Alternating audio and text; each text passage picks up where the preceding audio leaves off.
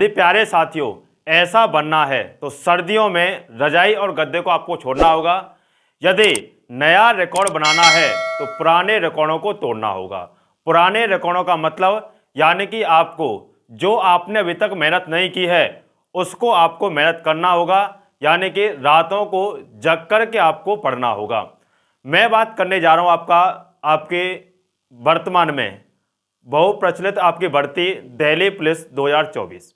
तो इसके admit card आने वाले हैं आपके।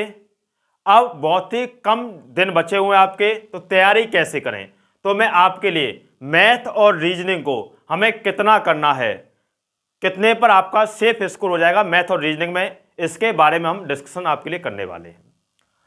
आपको पता है दिल्ली पुलिस के एग्जाम में 25 क्वेश्चन आपके रीजनिंग के और 15 क्वेश्चन आपके मैथ के आने हैं।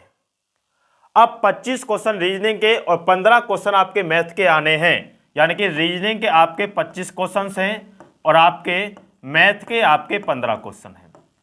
आपको पता है इसमें टोटल टाइम है आपका 90 मिनट और 90 मिनट में हमें 100 क्वेश्चन हमें अटेम्प्ट करने हैं, जिसमें से 50 क्वेश्चन जीएस और 10 क्वेश्चन कंप्यूटर, यानी कि हमें इसमें से 60 क्वेश्चन यदि निकाल दें तो आपको पता है 40 क्वेश्चन केवल और केवल किसके बचते हैं, आपके मैथ और रीजनिंग के।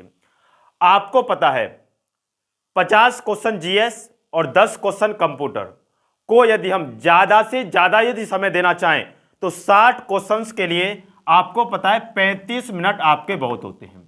यदि 90 में से 35 मिनट यदि निकाल दें तो आपको पता है 55 मिनट आपके पास बचते हैं।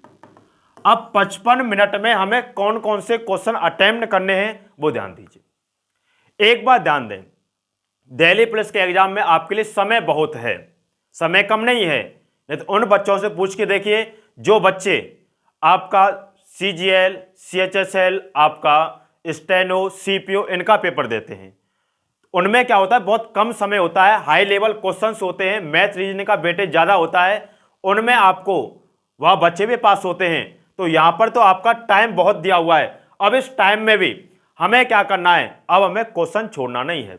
ऐसा नहीं है कि मान लो रीजनिंग का एक क्वेश्चन कठिन आ गया उसको छोड़ के आप आगे बढ़ गए। छोड़ना एक भी क्वेश्चन नहीं है, यानी कि 25 के 25 अटेम्प्ट आपको रीजनिंग में करने हैं।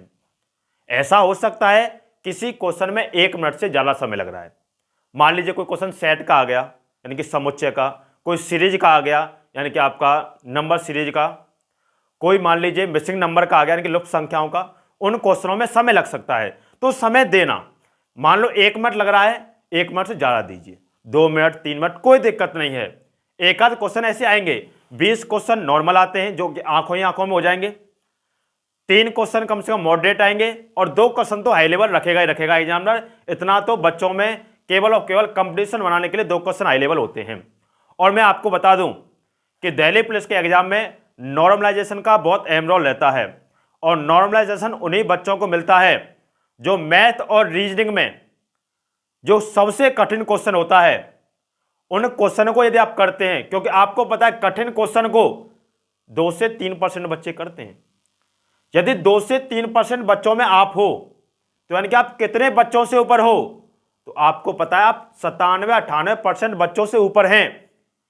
यानी कि इसका मतलब क्या है, आपको नॉर्मलाइजेशन बहुत बढ़ चढ़ के मिलेगा।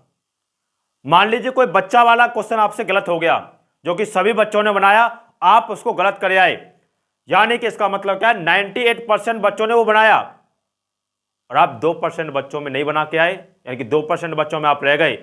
इसका मतलब क्या है, आपको जो रो मार्क्स थे उससे भी नंबर घटते हैं। नॉर्मलाइजेशन का मतलब यह नहीं होता कि नंबर बढ़ेंगे बढ़ेंगे, नंबर घटते भी हैं। इसका मेरा कहना मतलब क्या है, ध्यान दीजिए। आपको रीजनिंग में 25 क्वेश्चन है, मैथ में आपके 15 क्वेश्चन। अब 15 और 25 आपके 40 क्वेश्चन। अब 40 क्वेश्चन के लिए समय जो है टोटल वो कितना आपका 55 मिनट, भरपूर समय है। जिन क्वेश्चनों में कम समय लगे उनमें कम समय देना और जिन क्वेश्चनों में समय लग रहा है कोई दिक्कत नहीं है, लेकिन क्वेश्चन को करना, क्वेश्चन को छोड़ना मत। यदि क्वेश्चन को छोड़ोगे तो सिलेक्शन नहीं होगा, यह बात ध्यान रखिएगा।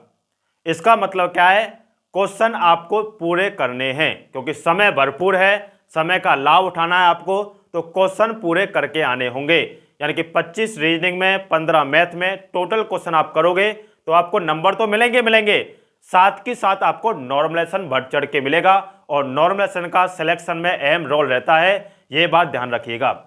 और मैं आपके लिए एक दिन नॉर्मलाइजेशन की वीडियो मैं आपके लिए बना दूंगा, जिसमें आप देख लीजिएगा किन किन क्वेश्चनों को हमें अटेम्प्ट करना है, किन को हमें छोड़ना है। चलेगा, आज की वीडियो को आप यहाँ तक करते हैं। और ध्यान रखिएगा, यदि सिलेक्शन लेना है तो रातों से आपको जागना होगा, इस बात को याद रखिएगा। आपको पता है बहुत कम समय बचा हुआ है, इस कम समय बचे हुए में आपको क्या चीज फॉलो करनी है, स्मार्ट अप्रोच हम कैसे करें एग्जाम के लिए, ये बातें मैंने आपके लिए बताई हैं। तो इन चीजों को फॉलो कीजिए, आपका सिलेक्शन निश्चित होगा और आप इसी तरीके से वर्दी में आप दिखोगे। चलिए, सभी साथियों को जय हिंद, जय भारत।